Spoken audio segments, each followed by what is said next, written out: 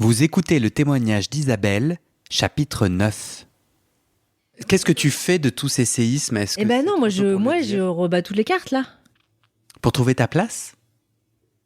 C'est quoi notre enjeu? C'est quoi ton enjeu? Non, c'est du coup mon identité, qu'est-ce que c'est? Parce que justement, mon identité qui a été faite sur plein d'histoires que je déconstruis, maintenant qu'elles sont déconstruites, là je suis en mode tout ça c'est pas vrai, c'est pas vrai, c'est pas vrai, c'est pas vrai. De quoi je suis moi, il y a une définition que j'adore, qui est l'identité est la somme de toutes les informations auxquelles on apporte du crédit, toutes nos croyances en fait. Ce à quoi on croit, c'est ça qui fait notre identité. Et là, il y a plein de choses auxquelles je crois plus. Donc je suis vraiment dans cette crise d'identité. Parce que maintenant, ok, voilà, ce que ça a mis en branle, c'est des histoires auxquelles je ne crois plus. Ouais. Voilà. Et donc et là, c'est quoi les histoires auxquelles j'ai envie de croire maintenant? Ou est-ce que j'ai besoin d'histoire? Ou est-ce que j'ai pas d'histoire? En tout cas, c'est les informations au sens large. Est-ce que c'est des histoires? Est-ce que c'est des informations? Voilà, c'est ça. Oh, ouais. Et tu parlais du premier séisme qui est ce deuil national, ce mouvement de foule à Séoul qui fait 155 morts, et tu reviens très déprimé de ça. En détricotant, il y avait quelque chose derrière cette tristesse et ce deuil national où au final, c'est une émotion qui s'exprimait pour t'indiquer autre chose. Enfin. Ouais, je sais pas. Après, je pense que c'est aussi mon système d'autodéfense. Enfin, le fait que je vis des trucs individuels, mais que je les reprojette aussitôt sur un plan macro, tu vois, plus sociétal, et tu vois, est-ce que ça va... je pense que ça, c'est mon fonctionnement aussi. Et... Ouais, c'est intéressant parce que moi, c'est le contraire. C'est pour ça aussi que ouais, c'est très intéressant. Je comprends mieux mes questions parce qu'en fait, moi, je m'en fous du système. Enfin, je m'en fous. Ça va être épuisant de le changer. Je suis un peu démoralisé. Puis, mais moi, je veux pas le changer. C'est juste comment ma petite histoire individuelle éclaire un système. Et c'est ça. Et moi, je m'en fiche. Ouais. Moi, je dis quel trauma, quelle émotion, quel intime se joue dans ce qui se passe, et je ne veux pas me laisser aveugler par le système. Oui, alors que moi, les règles du jeu des autres. Oui, mais moi, j'adore justement mettre en regard la petite histoire et la grande histoire. Okay. Et faire ces allers-retours. Pour moi, je me sens que, la petite incarnation d'un phénomène, quoi. Okay. D'un phénomène plus large. Et moi, c'est ça qui m'intéresse, en fait. Ouais. Et de me rendre compte que je suis mon propre petit laboratoire d'un fonctionnement collectif. Ouais. Et parce que je pense qu'au final, j'adore les concepts aussi. J'adore cette approche-là de espèce de, je sais pas si c'est la théorisation ou la conceptualisation, mais en tout cas, c'est comme ça que tu navigues le monde. Exactement, c'est comme ça que je navigue le monde. Je comprends le monde par les petites histoires. Et moi, je me rends compte que ma petite histoire m'éclaire sur le monde. Ouais. Est-ce que tu crois que est vivant en toi des choses que ton rationnel refoule, mais ces choses vivantes... Oui. Mais si, mon rationnel, il refoule, si. Attends, j'ai pas fini ma question qui était ultra alambiquée.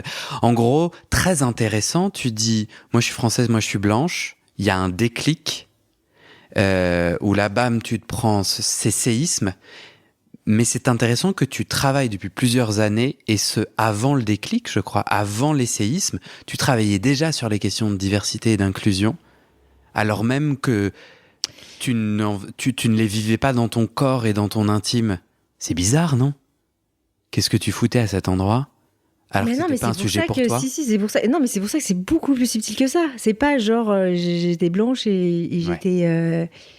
c'est beaucoup trop simpliste. C'est ça qui est... J'ai pas découvert que... C'est pour ça que c'est difficile à expliquer. Parce qu'en fait, c'est comme si j'avais vraiment une compréhension ultra rationnelle des choses. Et ça, bien sûr que j'ai toujours su que j'étais pas blanche. Bien sûr que j'ai toujours su que j'avais été adoptée. Bien sûr que j'ai toujours su que je venais d'ailleurs. Et tout ça.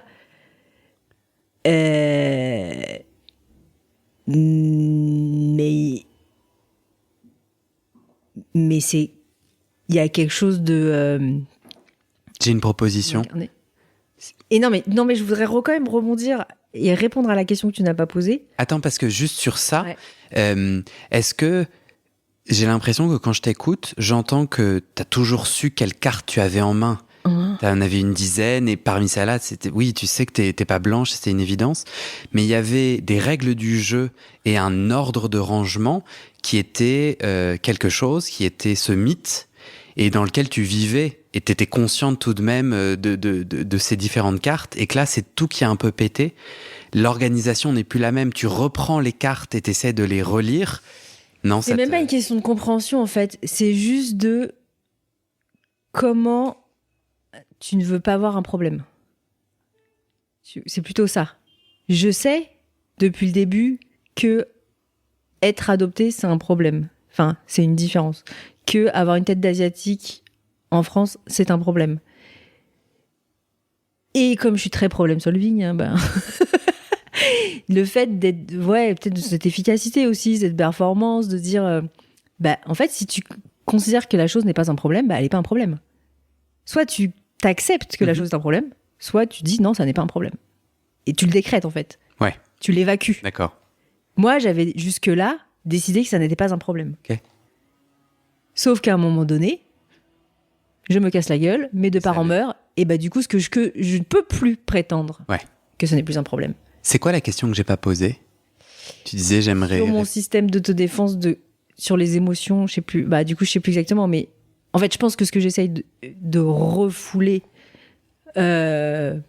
par l'excitation de la théorisation et de la grande histoire et d'expliquer les phénomènes systémiques et tout, c'est une espèce d'immense tristesse. Et moi, je questionne beaucoup le fait de devoir ou pas faire un deuil. Je sais pas.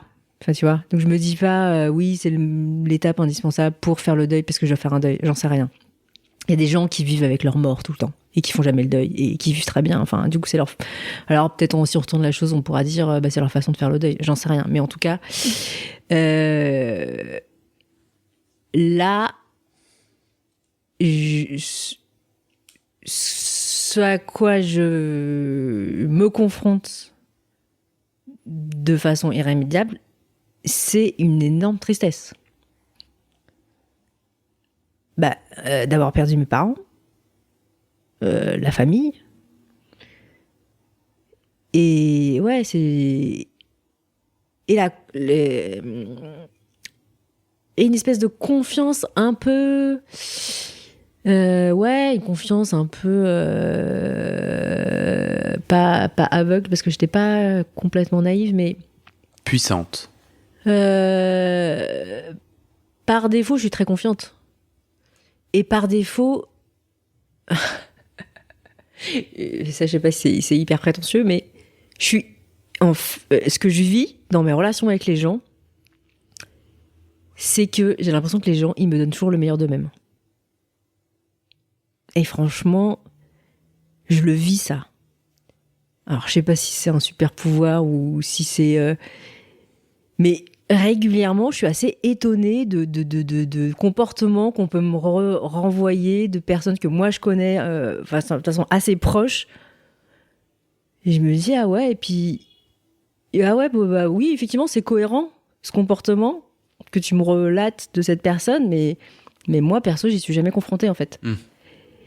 Et tout à coup, là, c'est comme si... et à chaque fois, ça me heurte, en fait. Parce que j'ai ce côté-là à peut-être un peu idéaliser les gens, mais parce qu'aussi, les gens, ils me donnent le meilleur. Alors, c'est compliqué de voir leur côté noir. Et je pense que c'est cette tristesse-là... tu vois, ça me fait pleurer. Et de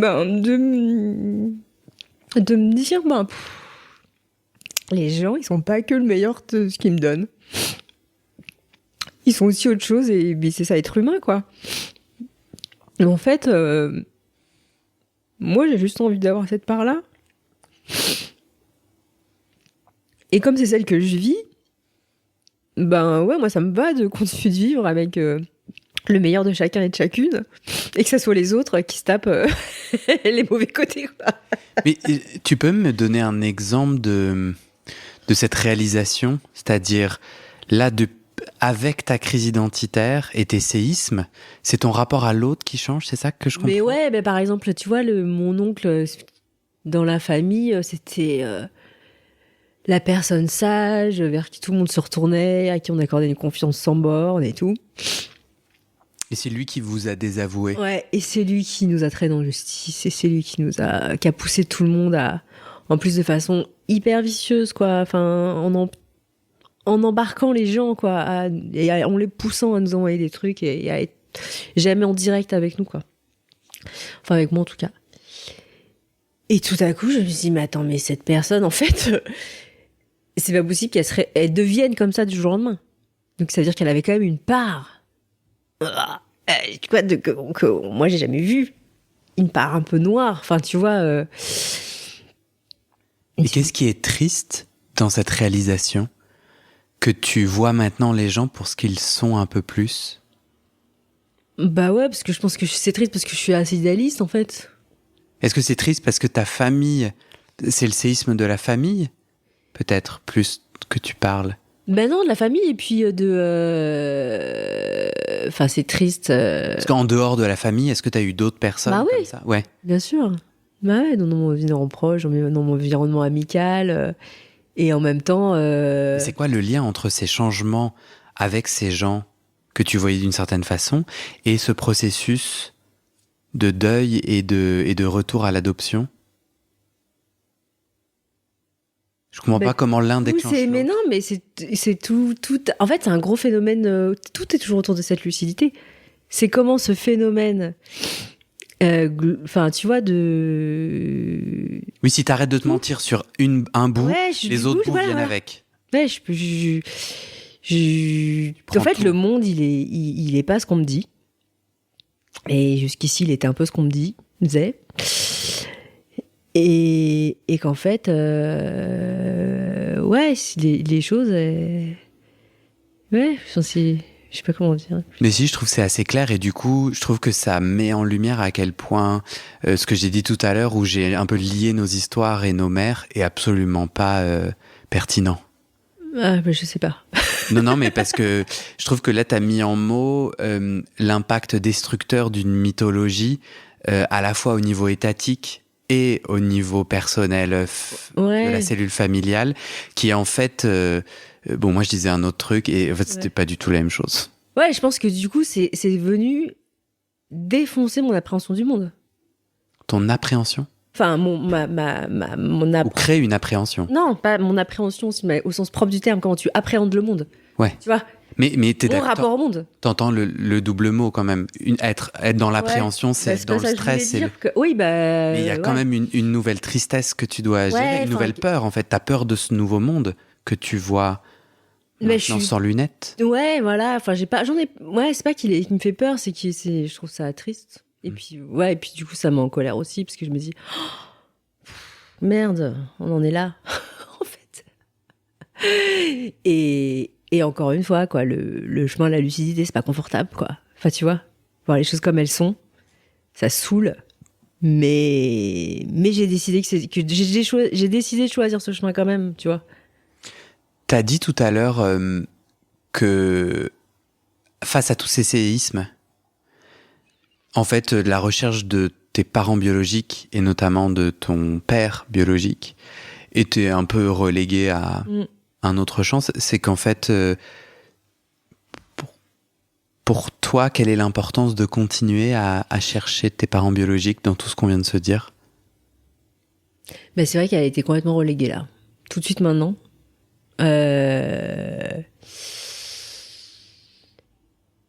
Je ressens plus du tout la même urgence, la même impatience. Mais dans notre podcast, en tout cas, t'étais pas dans l'urgence, t'étais dans le... Parce que tu te rappelles, moi, je découvre qu'à 2 jours près, ta mère se désenregistre, et moi, je suis en ébullition, en mode, mais attends, mais quelles questions on peut poser, comment... Et toi, tu dis, je laisse venir. Ouais. Mais l'urgence est venue après notre échange? Non, mais c'est ça, du coup, quand on me dit on a retrouvé votre père biologique, là je me dis, okay, là il y a une urgence. Oui, je me dis, on est près du but, je vais arriver à quelque chose. Puis finalement, on me dit, ah bah non, en fait, c'est pas vraiment pas gagné, donc hop, je relâche. Et puis. Et c'est peut-être pour ça que tu relâches, c'est qu'en fait, tu sais que ça va être de longue haleine, donc tu te détaches un peu du sujet. Ou bien, ma question c'est. Non, il y a autre chose. Il y a aussi le fait que. Ben, je me dis, ok, on se rencontre demain. Je maîtrise pas du tout la langue. Enfin. Là, on va être de l'ordre de la rencontre ultra intime. Je retrouve mon père biologique. Je suis pas capable de maîtriser sa langue. Possiblement, il ne parle pas anglais. Je dis, mais de quoi sera fait notre échange, quoi ? De traducteur ? Oui, alors avec un traducteur. Enfin. De lettres ? D'un truc un peu quand même très formel. Une lettre, ça peut être très intime. Si jamais tu veux le temps. Toi, ton sujet, c'est comment on se traduit. Comment on traduit le très intime. Ouais, tu vois, je me dis... Tu trouveras, dans Lisa, quelle non mesure? C'est ça, vraiment, le sujet? Bah, non, mais je me sens plus l'urgence de... Mais là, franchement, ouais, mais vraiment, quoi. Je me dis, mais... Quel intérêt, quoi. Vraiment, maintenant, tout de suite. Bah, j'ai du mal à comprendre pourquoi. Parce que c'est quand même des éléments clés de ton histoire, avec un petit H, et du système. Et soudainement, on regarde plus dans ce... Ouais, je sais pas non plus. Ok. Voilà. Avec cet argument de... Et j'entends... Autodéfense, hein, je sais pas. Non, mais si, en plus, t'as une amie à Séoul qui parle coréen. Et ouais, mais je sais pas, c'est marrant, en fait, d'avoir été sur place, d'avoir vu des gens en vrai, d'avoir croisé 10, 100, 1000 hommes où je me suis dit à chaque fois en rigolant avec ma sœur, ça se trouve, lui, c'est ton père, tu vois, enfin. D'avoir été confronté physiquement. Et de me dire, bah ouais, demain c'est ton père, tu es censé le rencontrer, bah, comment ça se passe, quoi, concrètement? C'est lui, là. Qu'est-ce que tu vas lui dire? Et bah, en vrai, vraiment, je me suis dit... Ça fait peur. Non! Parce qu'on s'en fout ce que tu... Ah, à quoi bon? À quoi bon? Qu'est-ce que j'ai envie de savoir de plus? De quoi j'ai besoin de lui? Rien, en fait. Pour le moment, tu vois, peut-être que c'est pour ça que je te dis, on peut faire une histoire de venir moi tous les 6 mois, parce que peut-être que je te dirai encore quelque chose qui n'a rien à voir dans 6 mois. Mais là, tout de suite, maintenant, ce que je ressens profondément, c'est, mais à quoi bon? Vraiment, est-ce que c'est lui qui a les clés de mes questions-là? Et même si, tu vois, là, je viens d'exprimer de la colère, de la tristesse et tout ça, en vrai, on est quand même un peu plus d'un mois après mon retour. De Corée. Je me sens quand même avec un nouvel élan de légèreté. Ah. Ouais. Je me suis tapé un bon mois bien plombé, mais là, je vois que ça commence à... Ouais, je t'ai exprimé tout ça parce que voilà, quand j'y pense, toi, je suis dedans à chaque fois, quoi. J'arrive pas à faire les choses. Mais en vrai, depuis quelques jours, je me sens bien. Il y a quelque chose de l'acceptation de ouais, tout ça c'est hyper triste.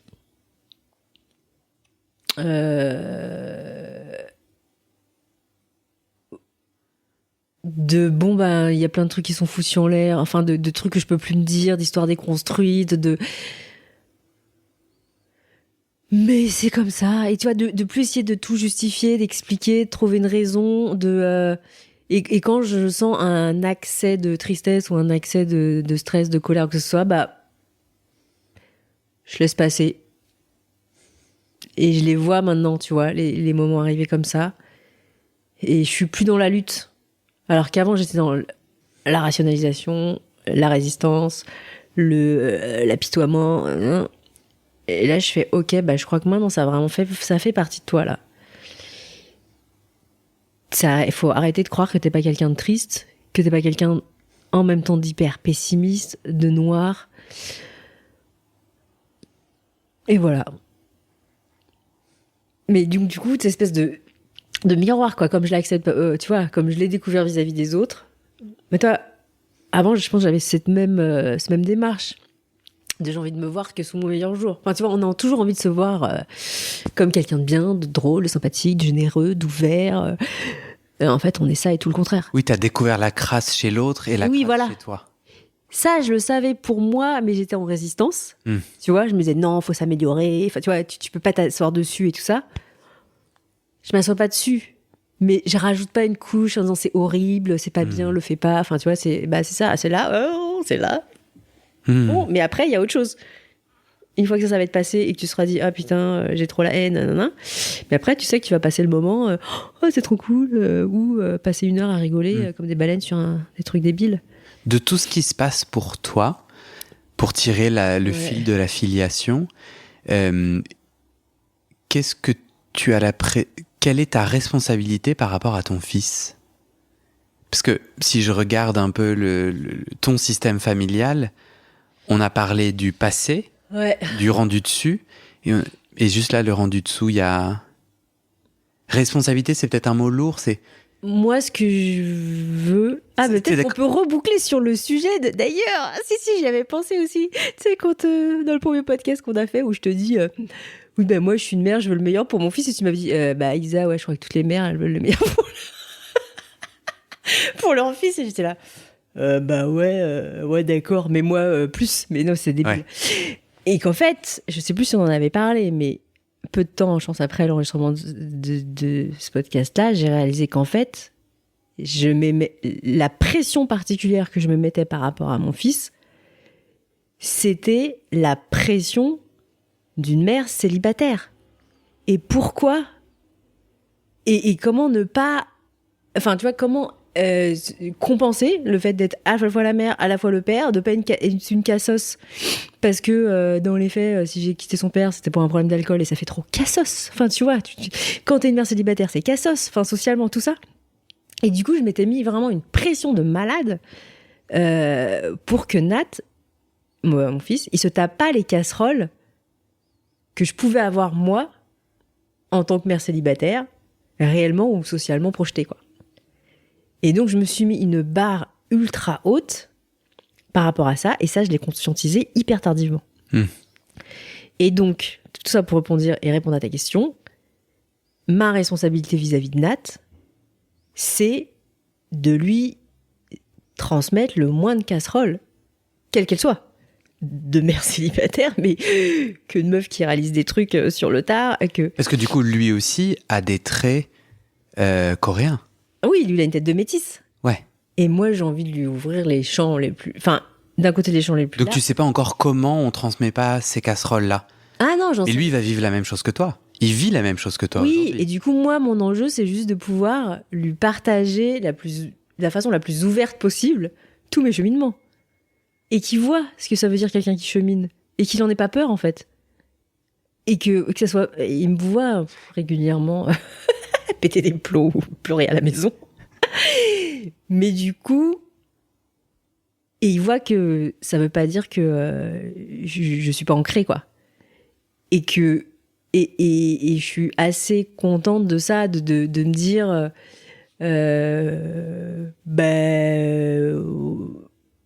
il y a une espèce de porte ouverte au dialogue permanente et que lui puisse s'autoriser tout ça. Et pour moi, parce que je pense que c'est vraiment clé, en fait, c'est qu'à partir du moment où tu t'essayes d'enfouir quelque chose, que ça devient problématique. Voilà, c'est pas toi que je veux convaincre. Moi, je suis d'accord, mais c'est marrant, là, dans mon rôle d'intervieweur, je te dis... du coup, le trauma que la génération du dessus nous a refilé, c'est leur silence. Et le trauma qu'on va refiler à la génération du dessous, c'est notre hyper-parole. Moi, c'est pas forcément dans la parole, mais en tout cas... En tout cas, tu dis, tant qu'on peut en parler, le trauma vient de ce qui est caché. Et je crois que je suis curieux, j'ai pas d'enfant, mais je serais curieux de savoir ce que mes neveux et nièces vont me renvoyer dans la gueule quand je serai le vieil oncle. Et possiblement, il me dira, non, mais t'as à tout dire avec tous tes podcasts et tout. Tu m'empêches de vivre, tu m'étouffes comme certains silences m'ont étouffé. Mais j'entends, non, mais on verra. Mais en tout cas, tu fais dans ces casseroles, c'est comme ça. Enfin, le fait de conscientiser ces casseroles et d'ouvrir un espace de communication, c'est. Je le saoule pas avec mes trucs, mais il sait que. Ils vivent. il me voit vivre, moi, et je me cache pas de vivre ce que j'ai à vivre. Mhm. Et en même temps, et c'est vrai que là, c'est peut-être le petit modulo, c'est que je reste quelqu'un de référence pour lui. De solide au sens où, à chaque fois qu'il a une problématique ou une difficulté, il m'identifie comme quelqu'un de confiance à qui il peut se référer. Il n'est pas dans me protéger ou dire bah non, elle ne saura pas m'aider parce que la pauvre, elle est trop fragile. Enfin, voilà. Et de lui enfin, en tout cas, d'incarner le fait que d'être pleinement dans toutes ses vulnérabilités, ça ne fait pas toi de quelqu'un de fragile, quoi. Mm-hmm. Et c'est ça que j'aimerais lui transmettre. C'est une super jolie conclusion, à moins que tu aies un autre mot de la fin. Est-ce qu'il y a quelque chose à côté duquel on est passé ou quelque chose sur lequel tu as envie de finir sur cet échange après le retour de la Corée, les séismes et les crises identitaires autour de ton adoption et de ton toit? J'ai le mot cagole de Busan. Tu peux le compter.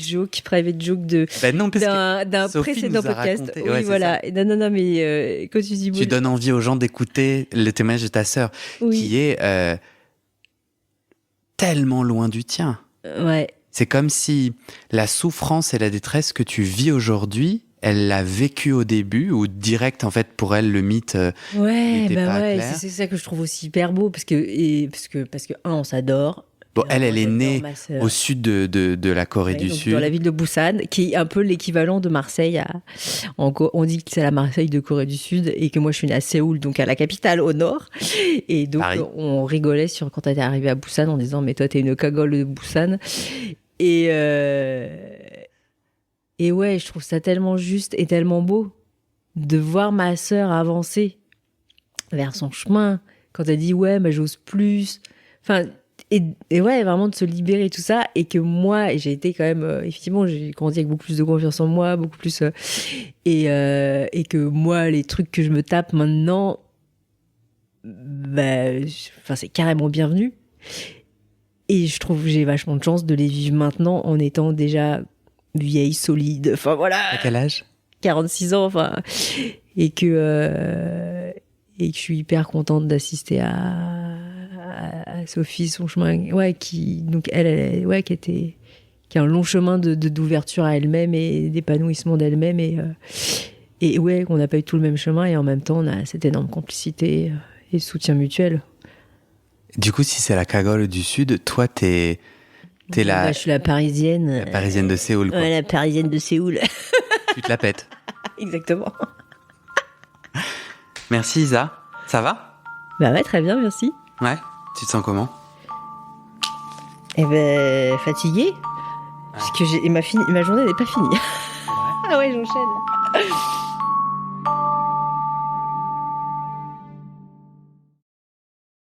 C'est la fin de cet épisode. Vérifiez si la suite est déjà publiée. Et sinon, abonnez-vous à ce podcast dans votre plateforme d'écoute pour recevoir une notification quand les prochains épisodes sortiront.